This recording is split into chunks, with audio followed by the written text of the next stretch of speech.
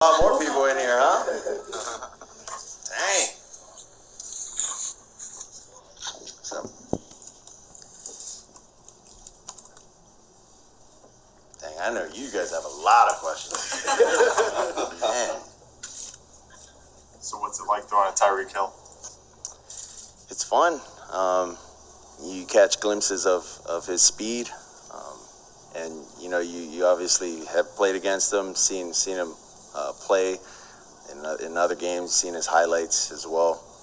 I mean, dude's explosive. You know, he can turn a negative 2-yard swing route into, you know, a 20-yard touchdown or a 20-yard gain. So it's pretty cool. It's exciting. Do you feel a renewed sense of the franchise backing you this offseason after there were so many trade rumors swirling in the past?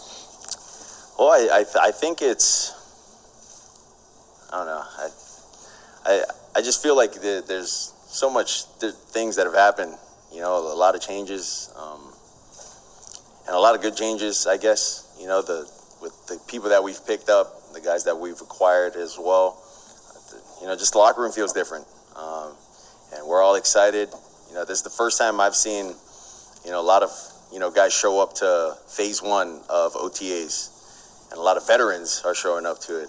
You know, I think that speaks a lot to, you know, Mike and the relationship that he has with a lot of the guys on the team, and the amount of respect that he has from the players in the locker room.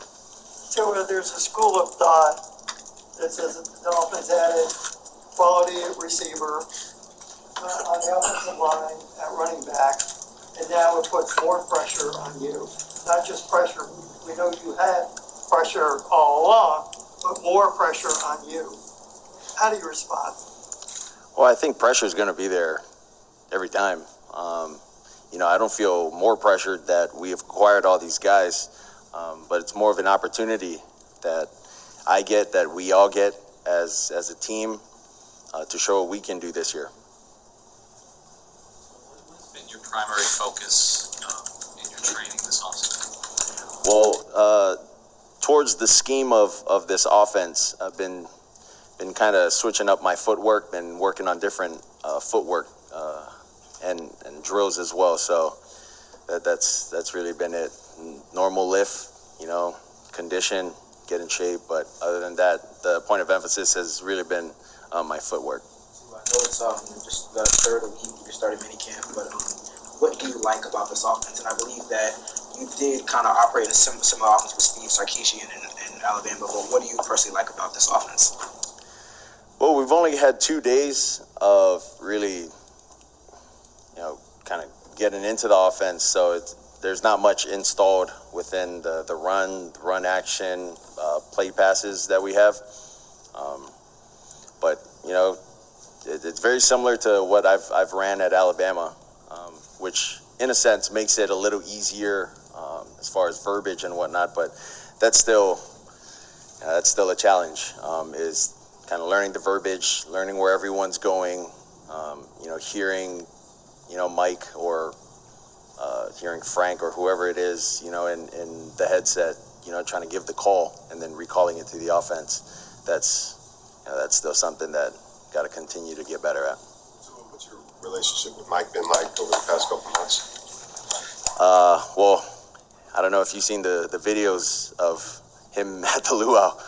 I think that speaks a lot. You know, that's kind of how the relationship has been. You know, very supportive. You know, wants to hang out.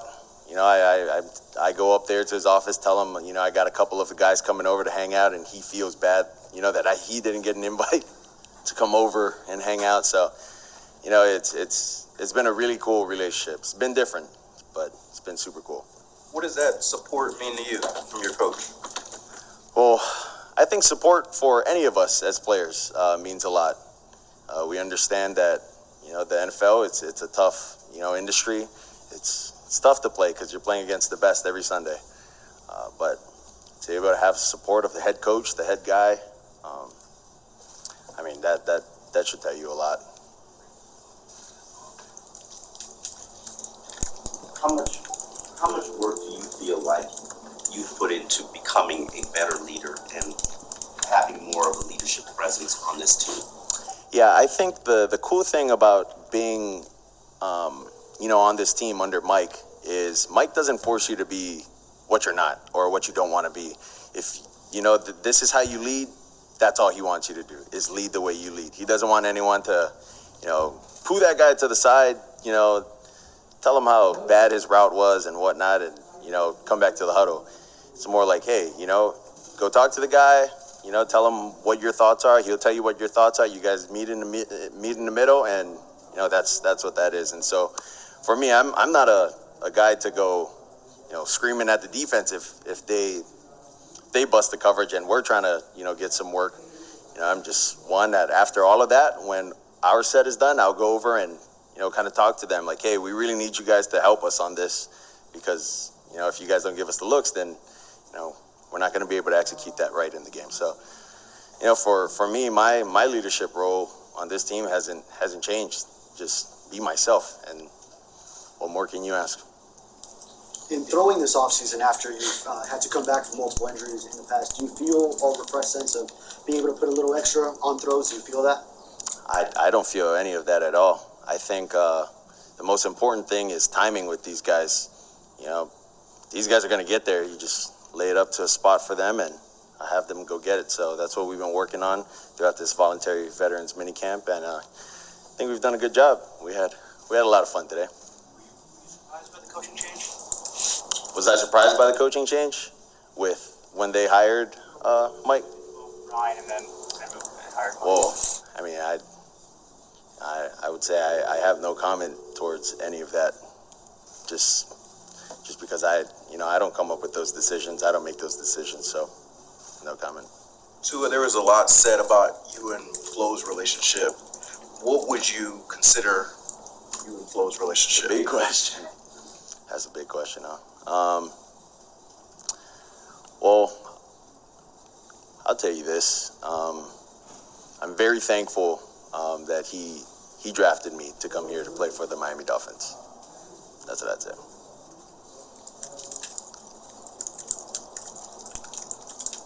So I remember sometime after the Tennessee game, you said that you were going to try to find somewhere cold to throw and practice for those kind of situations. Were you able to do that this offseason? Yeah, I went up to Maryland. I went up to see my brother. Got to throw there for some time.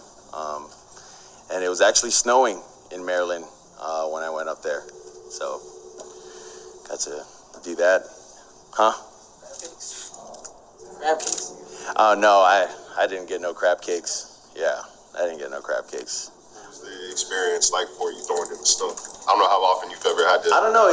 To me, in the snow, it was a lot. I don't know. For some reason, it was a lot. It was a lot easier. Might have been a lot better to throw in the snow. Whereas if it's just cold and windy, I don't know. The ball just freezes up for some reason, and it just. I don't know what the science behind that. If you guys can get that, that'd be amazing. But I don't know what that was. So. I heard on the Audible for Dolphins podcast, sorry if I called it the wrong name, you talked about 6 offensive coordinators, 6 offenses since Alabama. How has that impacted your development or ability to learn offenses? Obviously, because 6 offenses probably have 6 different languages. Yeah. Really, you just get used to studying, and you just get comfortable studying. That's all it is. Get comfortable with the verbiage, get comfortable with where everyone needs to go. For me, I like to draw it up when I can say it, so I'll say it, I'll draw it up where everyone goes, and then, I'll have my brother, my dad, someone test me, quiz me on it, and then from there, then I'll go outside, in the backyard, and then I'll move my dad or my brother or whoever's out there, my mom sometimes, I'll move them, telling them, hey, you're the Z now, or you're the X, or you're the Y, just so I can picture it better. And so when we do come out here, it's a lot easier when guys do ask, hey, where do I go? And what do I run? So. What's that like having your family in your backyard and having them line up to run plays? I tell you what, they enjoy it. They really enjoy it. I guess my parents, they really enjoy it. My brother, it's one of those things where hey, how many more do we have? But my parents, they do everything that they can to help me succeed. So they don't mind at all. And what do you think his addition will mean, just sort of stabilizing the offensive line and for you specifically? Yeah, I think with Teron Armstead being here, his leadership, him being a veteran in the league, him knowing so much and playing under a quarterback like Drew Brees prior, and then him being able to help me, and how to help lead the offense, how to pull guys to the side and do certain things. Just his leadership. He hasn't been out to practice yet, but yeah, just him being around the building. He's a really nice person, a really good person. You can't invite the head coach to hang out. You can. This one you can. Yeah, no, this one you can. We see is different. He's that cool. Like you guys. Yeah, no, he's that cool. Yeah. What's it been like working with Coach Bevel? You haven't really had a quarterbacks coach who's had so much experience and worked with so many fantastic, amazing quarterbacks. Yeah. I didn't know that Coach Bevel coached Brett Favre, coached Aaron Rodgers, Russell Wilson. I mean, those aren't some small time names. Those are big time guys. It's a privilege, to have him in our quarterback room. Now have Teddy in our quarterback room, and then also Dan sitting in our quarterback room as well. A lot of knowledge there. So being able to pick all of their brains and hearing what they have to say, I think it's good. What's your expectation for yourself in year 3? Help our team win games, and as much games as we can. Yeah. So outside of working on your game this summer, what are your plans between now and the start of training camp? What are you going to do away from football? Away from football? Golf. Probably golf. That's it. How's your golf game? It's all right. It's all right. The best I shot was at 81. Anyone in here shot at 81? Whew. No lessons, though. No lessons. I never took lessons. All you two, baby. So have you watched tape of Cedric Wilson, and could you talk about the specific skills you think he's going to bring? Yeah. With Cedric, I thought he was a lot smaller for some reason. Maybe the number 1 made him look extremely slim when he was with the Cowboys.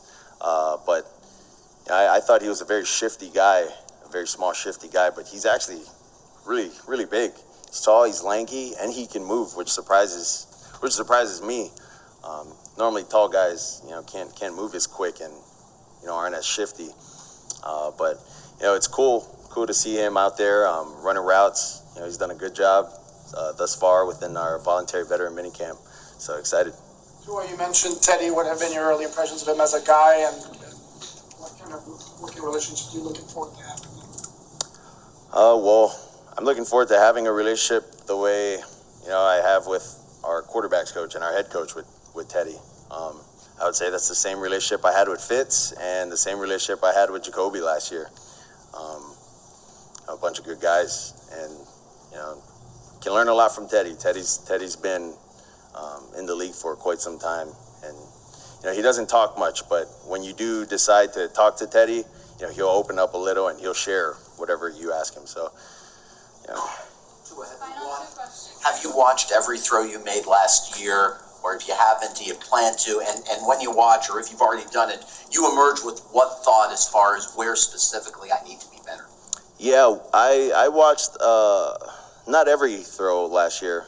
Well, I have watched every throw last year. If you want to say we've watched film last year, yeah. But I sat down with the head coach, and we went over about 150 clips of throws. Throws that need to be better, throws that were good, all sorts of throws. And the reason as to why he showed me that is it transitions to the way he kind of schemes up the offense. And really the biggest thing for us is yak. Is yak. So we want to yak the heck out of teams. One thing that Mike McDaniel pointed out is that while he does have a specific system and scheme, he does want to tailor it to his players' skill sets.